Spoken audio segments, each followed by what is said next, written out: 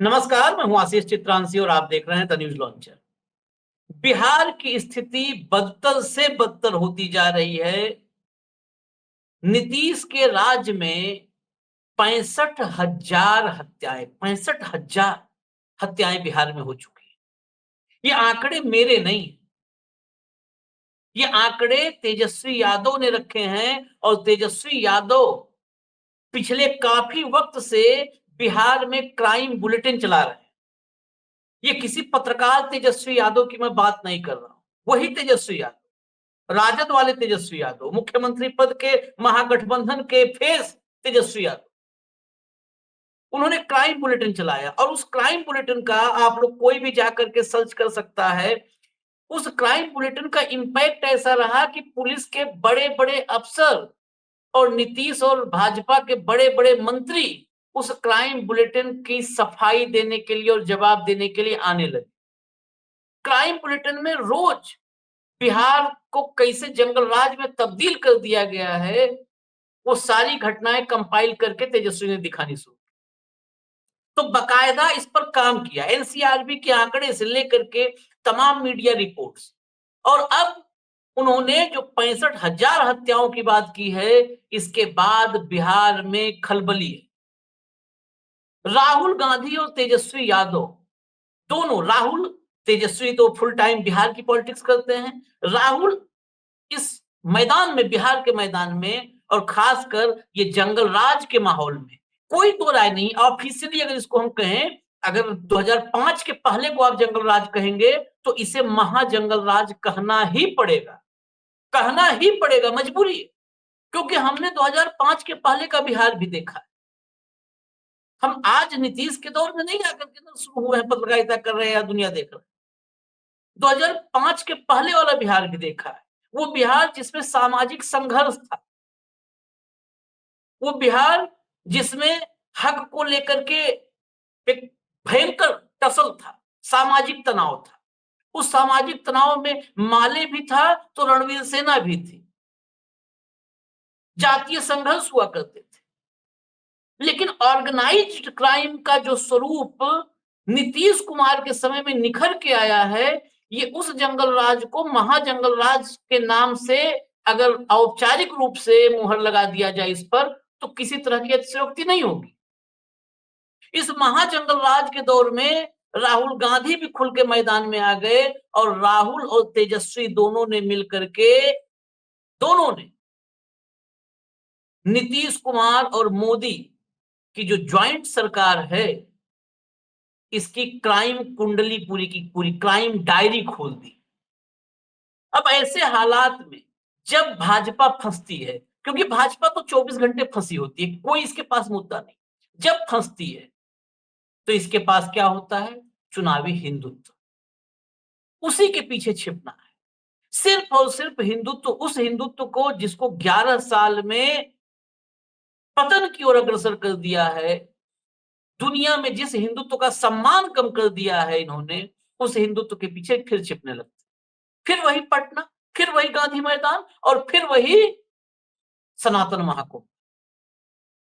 सनातन महाकुंभ में कौन कौन आएगा? आश्चर्य आप करेंगे, नीतीश कुमार। वो नीतीश कुमार जो बिहार में मचे अपराधियों के तांडव के बीच अपनी जुबान बंद किए बैठे।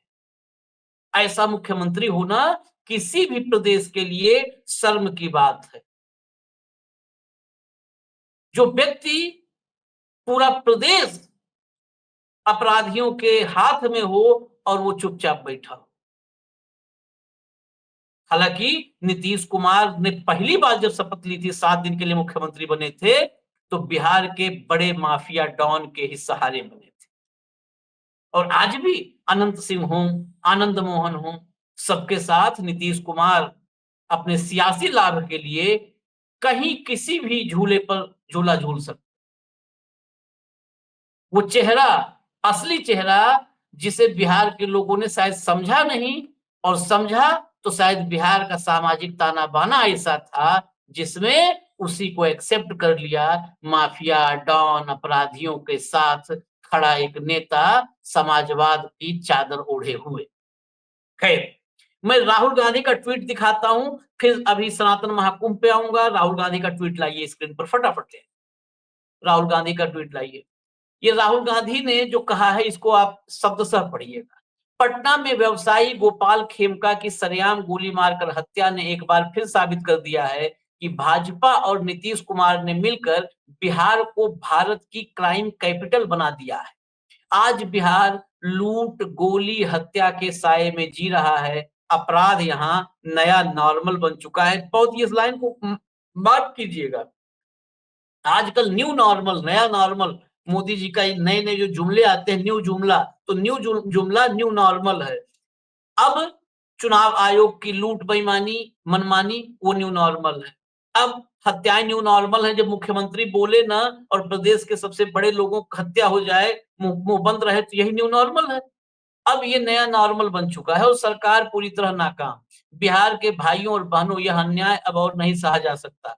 जो सरकार आपके बच्चों की सुरक्षा नहीं कर सकती, वह आपके भविष्य की जिम्मेदारी भी नहीं ले सकती। हर हत्या, हर लूट, हर गोली एक चीख है बदलाव की। अब वक्त है एक नए बिहार का, जहां डर नहीं, तरक्की हो।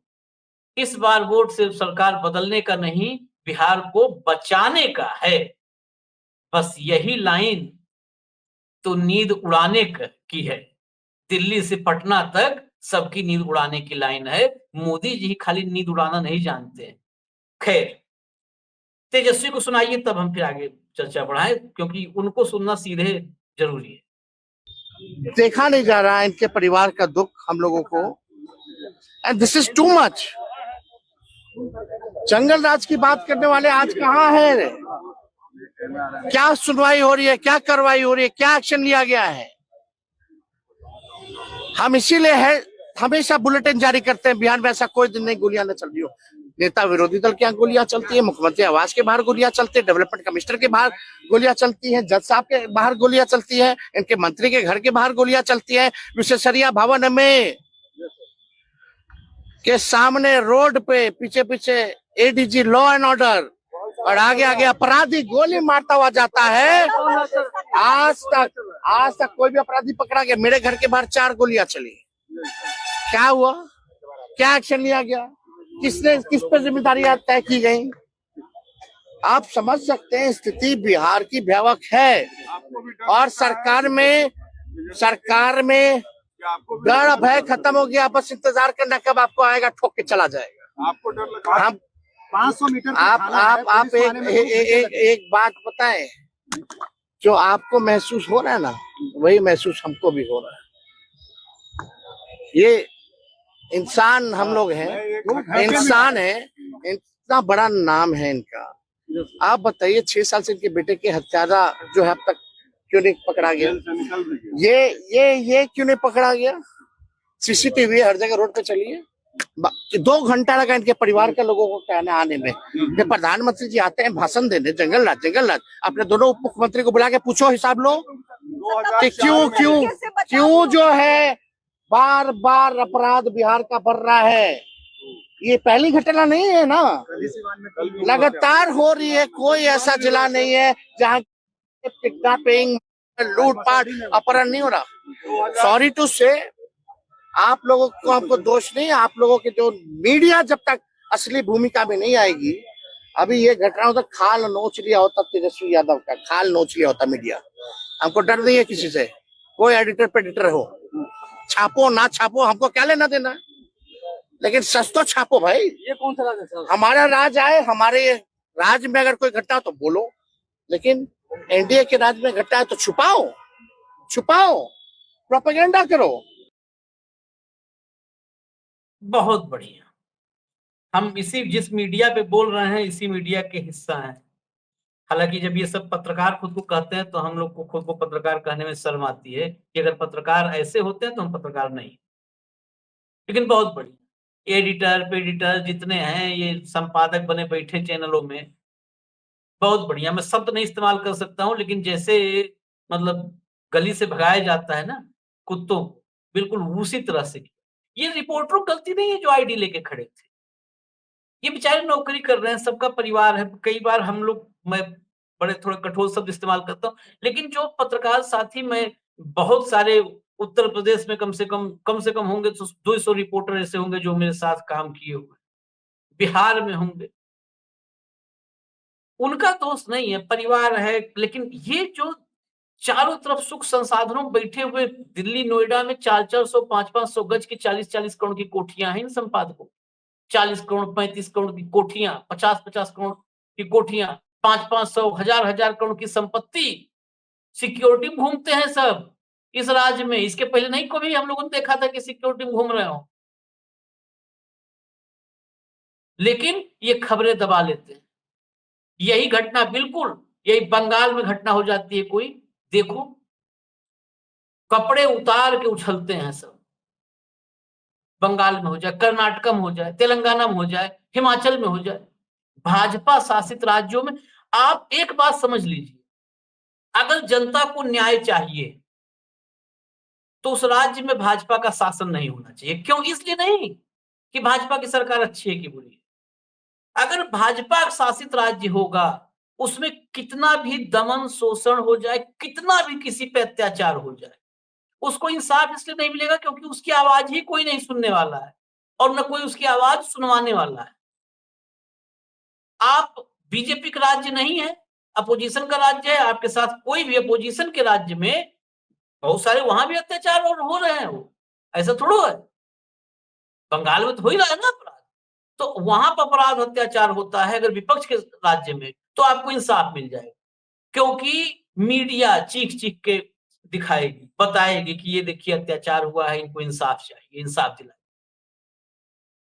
भाजपा के राज्य में रहेंगे, आपको रोज 4 लात मार के जाएगा कोई, कोई पूछने वाला नहीं है, बताने वाला नहीं है, कोई नहीं बताएगा। तो इसलिए अगर इंसाफ चाहिए, भाजपाई भी आपके लिए देखिए, वहां सुकांत मजूमदार, जो है वो समीक भट्टाचार्य, शुभेंदु अधिकारी, ये लेकर के हजारों की भीड़ उछल जाते हैं, कूद जाते हैं, हिंसा हो जाती है सड़कों पर, कोहराम बंगाल में मचा देते हैं। अपोजिशन अपोजिशन बीजेपी से अच्छा कुछ नहीं है, कोई पार्टी अपोजिशन में विपक्ष से अच्छी भूमिका में नहीं होती है। इनको अपोजिशन में रखिए, आपको इंसाफ दिलाएंगे। किसी के साथ कोई घटना होगी, ये लड़ेंगे, सड़क पर उछलेंगे, कूदेंगे, भिड़ेंगे। ये अपोजिशन सत्ता में रहेंगे तो आप पे होने वाले अत्याचार को दिखाने भी नहीं देंगे। खैर, मैं नेक्स्ट स्टेप पे आता हूं, जल्द लाइए अगली खबर ले आइए।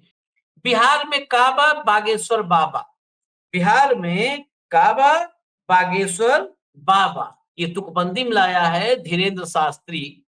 उसका नाम तो आपने पर्ची वाले देख सुना ही होगा ना। हम आ रहे पटना सनातन महाकुंभ में होंगे शामिल। अब पहले मैं इनको बता देता हूं, इन्होंने बहुत शानदार जो लिखा है, बोला है, वो बता दूं।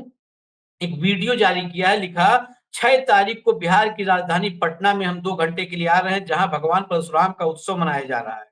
बिहार वालों, बिहार में काबा बागेश्वर बाबा, हम आ रहे हैं। हाँ, तो हम बिहार आ रहे हैं और सिर्फ 2 घंटे के लिए आ रहे हैं, ओनली फॉर 2 आवर्स, क्योंकि आई एम बिजी, हम व्यस्त हैं, हमको वापस यहाँ अपने पागलों से मिलने आना है, रात को दरबार भी लगाना है। हटा दीजिए, इसमें कौन कौन आ रहा है, सामान्य जो नाम आया है। सबसे पहले बता दें कि इसके जो मुख्य अध्यक्ष हैं वो इस देश के संत शिरोमणि हैं, स्वयंभू संत शिरोमणि राम भद्राचार्य, जिसे इस बार ज्ञानपीठ पुरस्कार मिला है साहित्य का। राम भद्राचार्य, वही राम भद्राचार्य जिसने देश के आर्मी चीफ के कान में मंत्र फूंका था और कहा था कि हमें दक्षिणा में पीओके दे दो। वही राम भद्राचार्य जो मोदी प्रधानमंत्री बनने की भविष्यवाणी करता है। वही राम भद्राचार्य जिसके चरणों में आपको दिल्ली से उत्तर प्रदेश तक की तमाम सरकारें नजर आती हैं।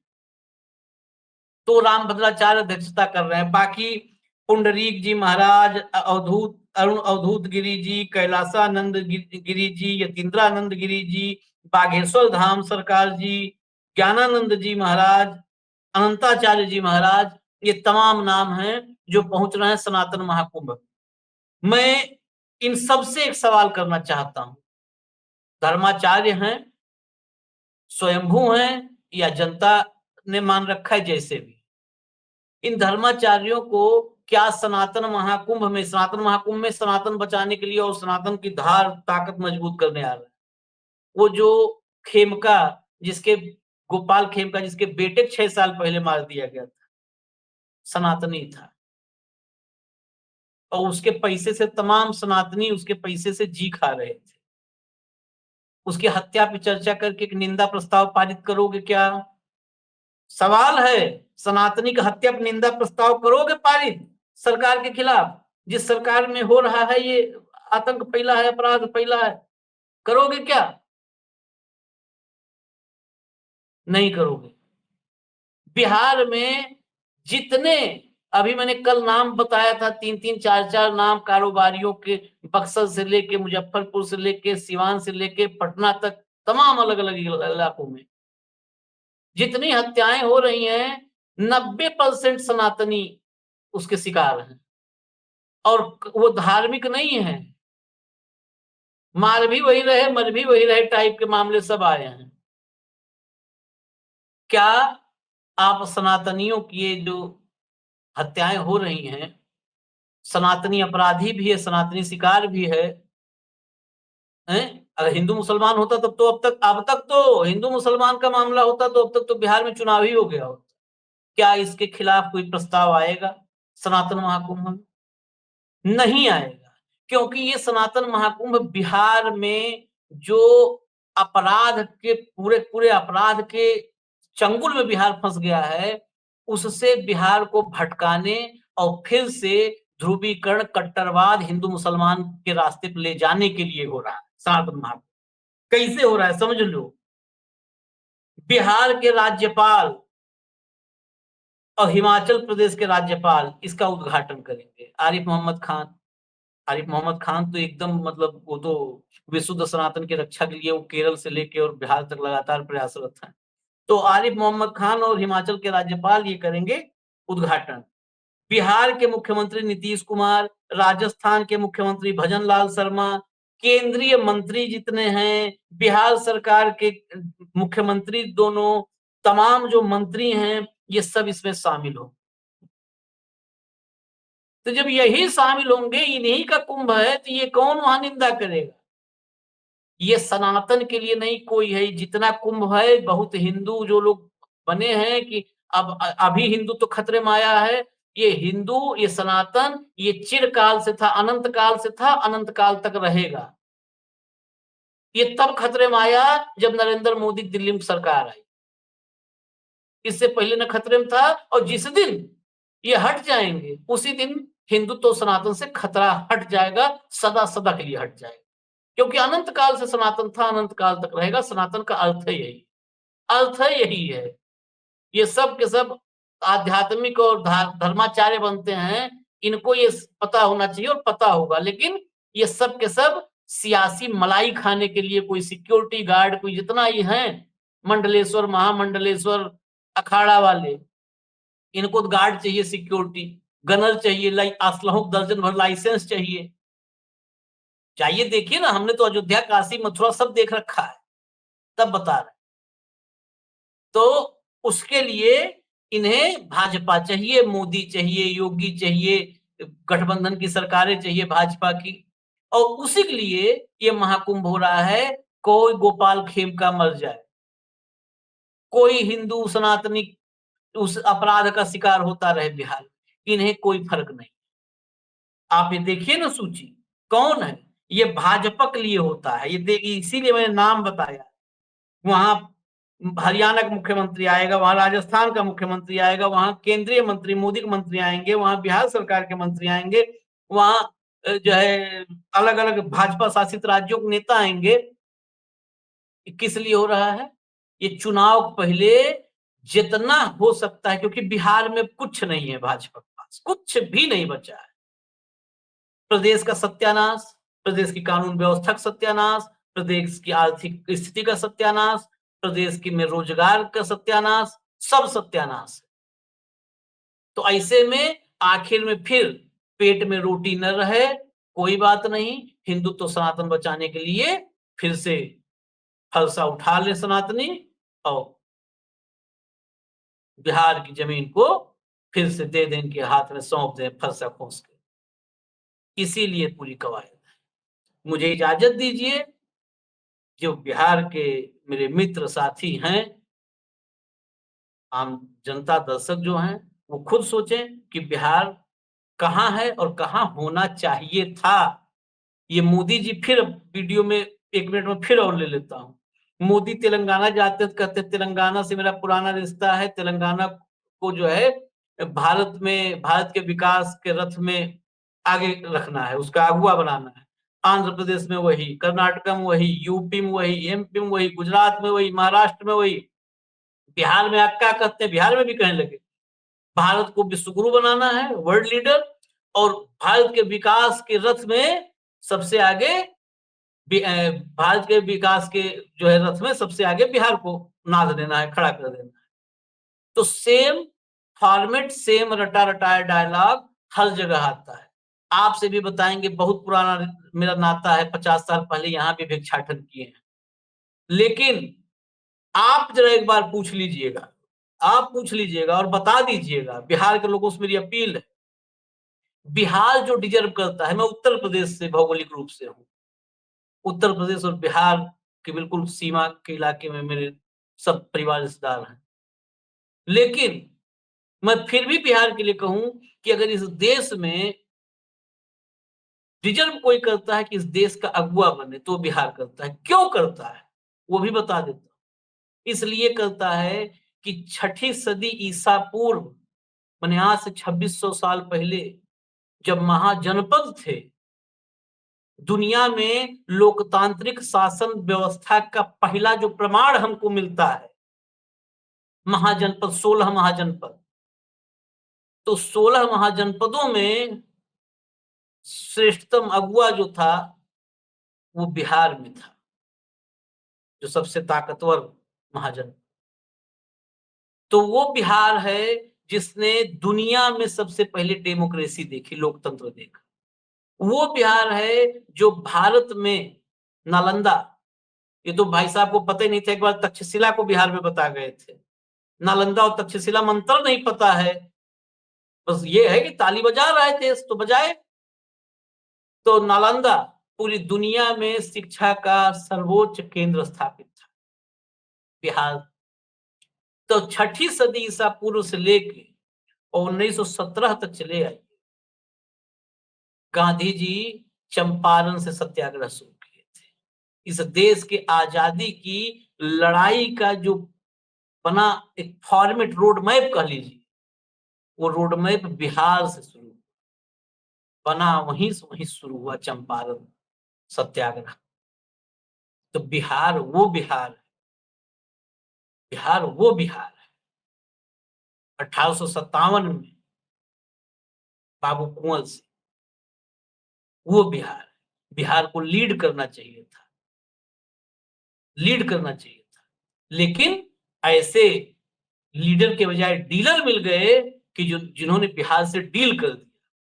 तो अब आपका टाइम है कि आप उनसे ढंग से डील करिएगा। मुझे इजाजत दीजिए, लंबा हो गया वीडियो, क्षमा प्रार्थी हूं इसके लिए। नमस्कार।